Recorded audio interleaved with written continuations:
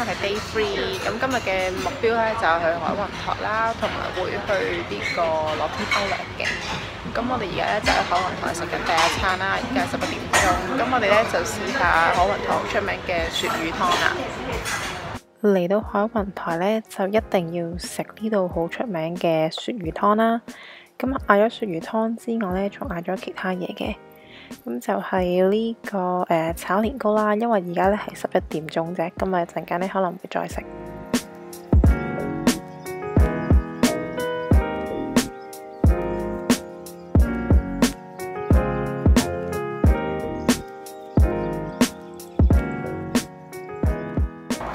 咁個鱈魚湯咧好味嘅。跟住咧就可以加落啲飯度啦，之後咧再加紫菜，咁就會好味噶啦。另外個年糕咧都好好味，因為咧佢有啲肉碎啦炒香咗，所以咧食嗰個年糕嘅時候又會食到啲肉碎啦，就好好味啦。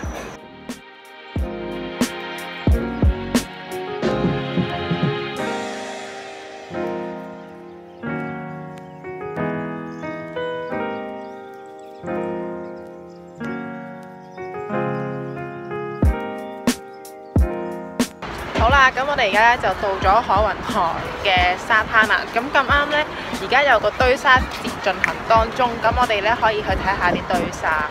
但係咧今日真係非常之大風同埋凍啦，所以咧都唔好覺咧啲人係玩得即係落水玩咁樣嘅。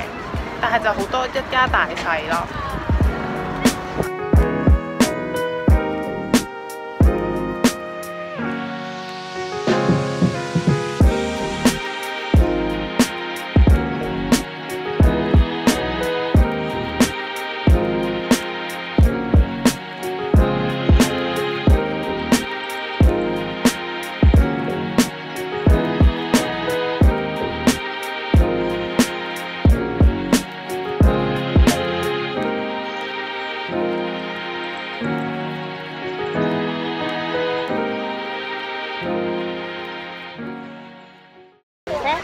真係非常之多人啊，所以咧要影一張完整嘅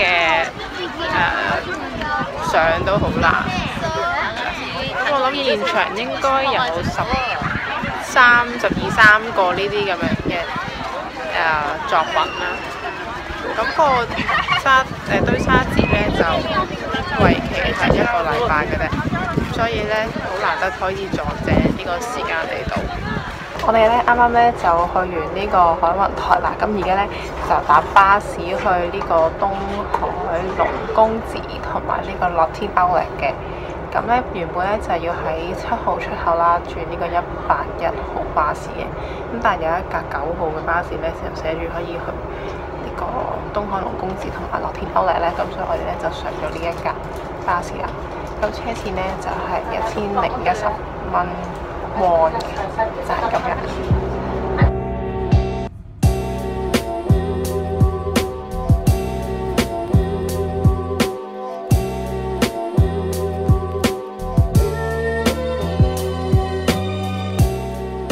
好啦，咁落車之後呢，我哋就要行一段斜路呢，上呢個東海係咪係海東龍宮寺嘅？咁呢點樣落車呢？當然司機咧會同你講我哋到啦咁樣嘅，咁但係咧如果司機冇講都唔緊要，記得見到樂天歐萊之後下一個站咧就可以落車啦。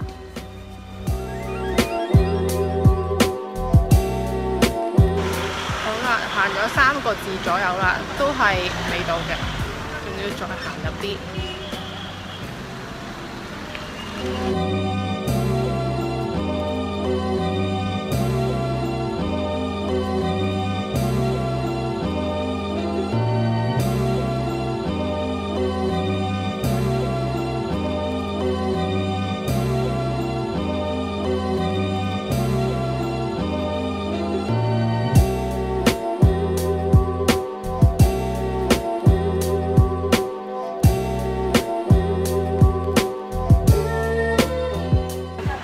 比我想象中熱鬧，我諗住係啲好清靜嘅地方啦。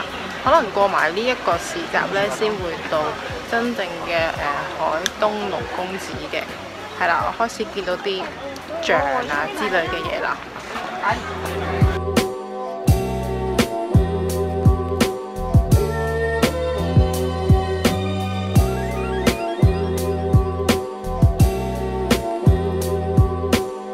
一入門口咧就有啲12生肖嘅石像啦。你見到咧，有啲人都會擺啲銀幣咧喺啲生肖上面。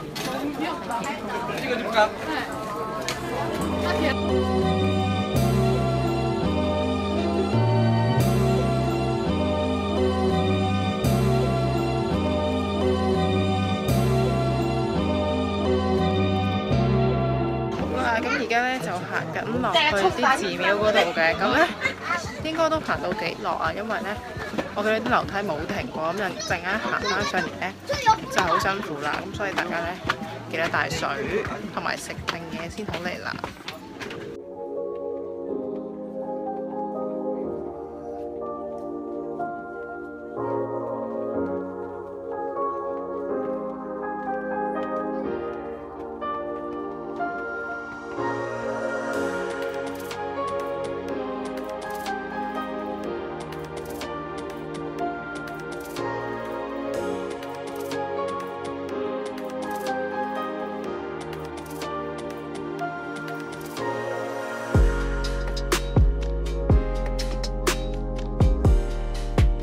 好啦，我見咁多人掟咧，我又掟先。我呢度有個50汪啊。好啦，準備啦。好啦，嚟啦，1、2、3。係 totally fail 嘅。哦，火山爆石。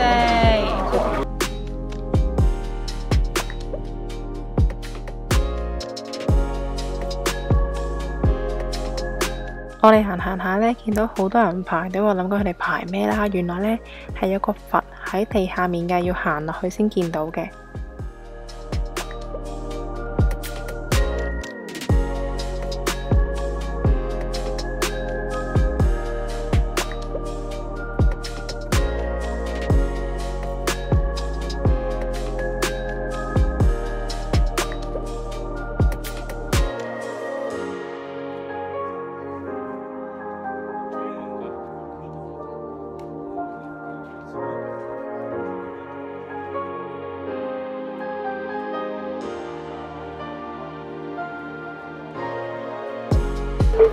我覺得咧呢度個感覺咧同香港嘅寺廟好唔同，係因為咧呢度係出邊有市集啦，係食嘢嘅地方啦，同埋入邊咧係啲一家大細嚟旅行啊，或者啲情侶嚟拍拖嘅地方咁樣嘅，所以咧就比起香港嚟講咧，呢度啲氣氛就 casual 啲啦，同埋就冇咁話好求神拜佛 feel 咁樣嘅，反而係真係參觀影相居多嘅咯呢度。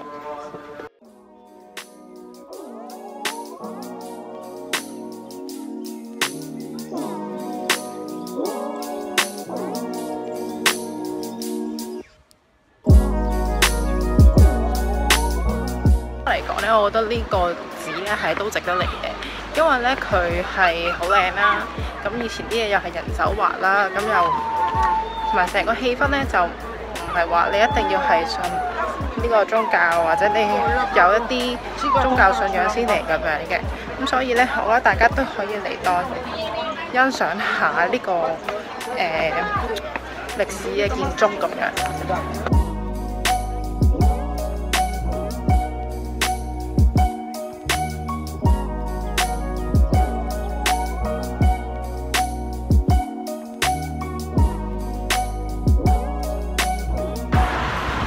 好啦，喺東海龍宮寺，唔係喺海東龍宮寺行翻出嚟之後啦，我哋就決定咧就去樂天摩啦。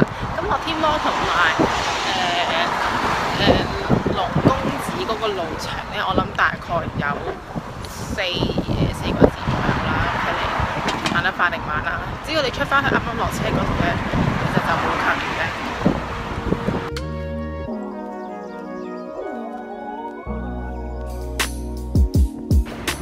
其實就冇話要特登買啲咩嘅，但係呢度咧睇嚟有好多品牌啦，運動品牌啦，仲有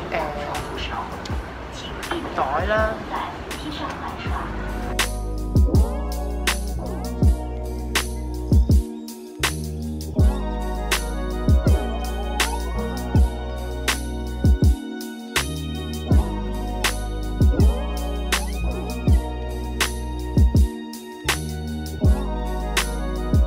要留意翻呢，就係呢個 Outlet 咧，除咗一邊係 Outlet 之外啦，另一邊其實係 shopping mall 嚟嘅。咁所以咧，其實唔係話所有嘢都好平咧，有邊真係好似你去行街咁樣嘅啫。咁所以咧，你就要細心計下價啦。同埋其實有啲價錢差唔多嘅話咧，可以留翻喺市區啊，即係可能你酒店附近鋪頭買會比較好啦。咁就唔使拎嚟拎去啦。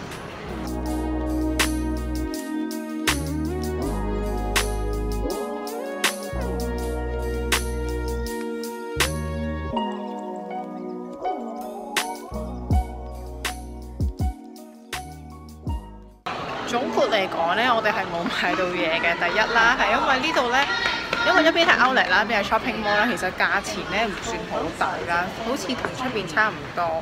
同埋呢，呢度人好多啦，都冇乜心情揀，就係咁樣。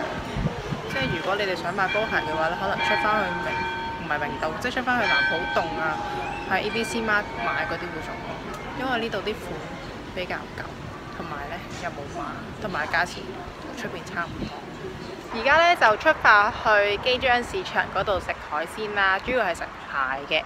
咁就喺樂天 Outlet 過對面馬路，即係我哋原先去海東龍公寺嗰個方向個巴士站搭，咁咧要搭成9個字去嘅，要搭翻181號巴士就去到啦。Hello， 我哋而家咧到咗基章市場啦，咁樣呢度係主要食蟹嘅。俾個入口大家睇下先，係咁樣嘅，同廣藏市場啊、藏廣市場啊，唔知嗰啲個樣係好似嘅。咁我哋入去睇下。好啦，我哋已經揀咗蟹啦，唔記得影添。咁其實咧揀蟹個過程咧，真係指手畫腳雞同鴨講嘅啫。咁啊記得講價啦。我上網睇 blog 咧，就大概係話4萬蚊至5萬蚊一隻蟹到嘅。咁我唔係好肯定實際個價錢啦。咁而家我哋咧就係55,000 蚊有2隻蟹啦，一隻咧就係韓國嘅蟹啦，一隻阿拉斯加嘅蟹嚟嘅。咁就除咗蟹嘅價錢之外咧，仲要計蟹嘅料理費啦，即係佢點樣處理隻蟹嗰錢啦，同埋你之後加飯嗰個錢嘅。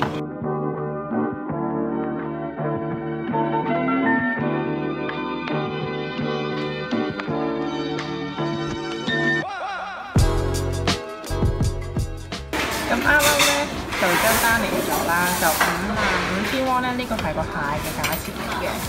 咁然後咧就係處理費啦，就3,000 蚊，咁啊2個人，即係6,000蚊喺度。呢個就係炒飯同埋嗰個白飯嘅價錢啦，就2,000蚊，因為我哋嗌咗1個人，就係咁啦。其他嗰啲都唔貴嘅。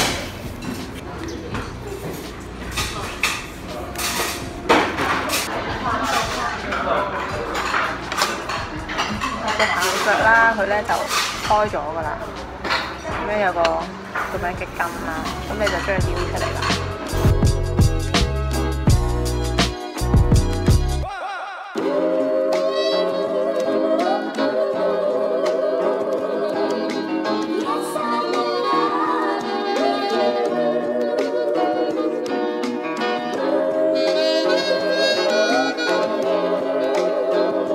咁咧記得個蟹蓋咧就留翻啊，因為啲蟹膏咧就會攞嚟炒飯嘅，咁佢就會問你要幾多個飯啦。咁我哋2個人咧，一定係嗌咗1個嘅啫。咁佢就會將啲蟹膏咧炒成1個飯咧，然後1個蟹蓋上嘅。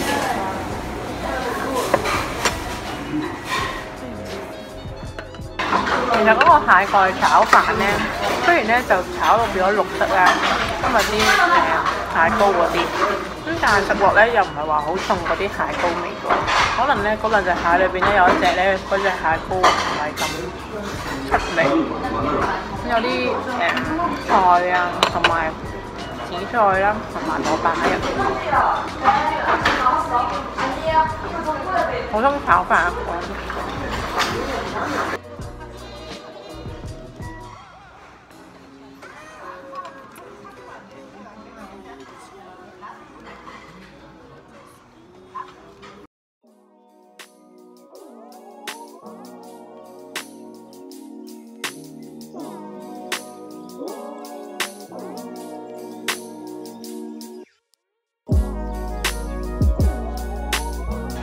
而言呢，啱啱嗰餐呢，其實呢就值63,000 won 啦。咁我哋揀咗兩隻蟹呢，咁其實呢，我哋都唔係好清楚嗰兩隻係咩蟹嚟嘅。咁啊有啲奇怪啦，因為我哋呢溝通唔到嘛。咁但係呢，我覺得係好食嘅，同埋都抵嘅。嗱，咁呢度呢，就係181嘅巴士站啦，落車位嚟嘅。咁你落車之後呢，翻轉頭行去呢，就係入口噶啦。去完機張市場之後呢，我哋就搭車返海雲台，然後再轉地鐵返咗酒店啦。